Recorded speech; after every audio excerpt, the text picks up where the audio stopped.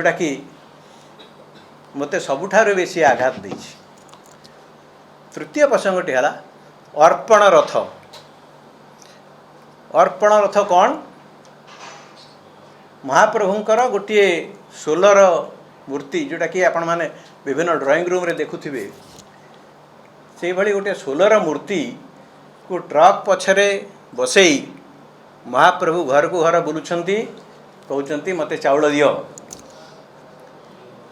जदि प्रकृत रे ए बीजेडी सरकार महाप्रभु को बुझी थांता, ओडिया अस्मिता को बुझी थांता, ताले महाप्रभु को यही भाव में ट्रक पछरे बसईकरी भिकारी बने दे था।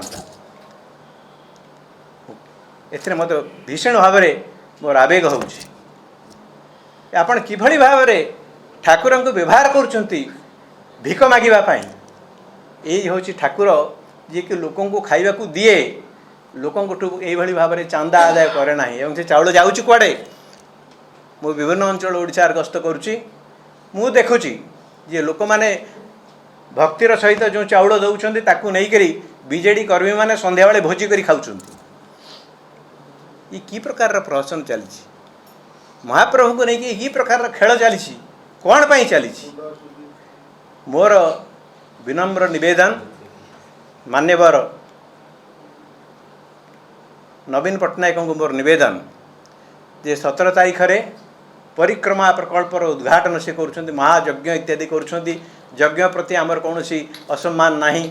महाप्रभु पाखे यज्ञ पूजा इत्यादि हेले आम मानकर मोर भक्तिपूत नमस्कार आम करुचु, किंतु ये सब करी गोटे प्रहसन करने पूर्वर ये जो प्रकार उल्लंघन से करिसेंती, गोमांसकारी को नहीं महाप्रसाद प्रचार करिसेंती, शौचालय उद्घाटन को गोटे महायज्ञर रूप देइछंती, यही बड़ी जो भली भाव में आमर भावावेग को से पदाघात करिसेंती, कुठाराघात करिसेंती, सेथिपाई नवीन पट्टनायक क्षमा मागंतु।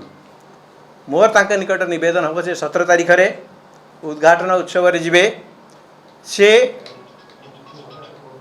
श्रीमंदिर प्रवेश द्वार रे छिड़ा हेबे, निज गोड़रू चप्पल काढ़िबे एवं ठाकुरंक पाखरे नतमस्तक हेबे एवं कहिबे महाप्रभु आपण मते क्षमा करंतु, मोर ये जो बाचालता, मोर ये जो धृष्टता, एथिपाई मते क्षमा करंतु। एतिक मोर निवेदन रहिबो तांक पाखे।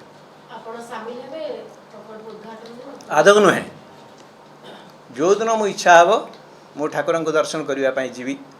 एथिपाई मते निमंत्रण दरकार नहीं, गुआ दरकार नहीं, चाउल दरकार नहीं। मु सदाबले दर्शन करी आसे।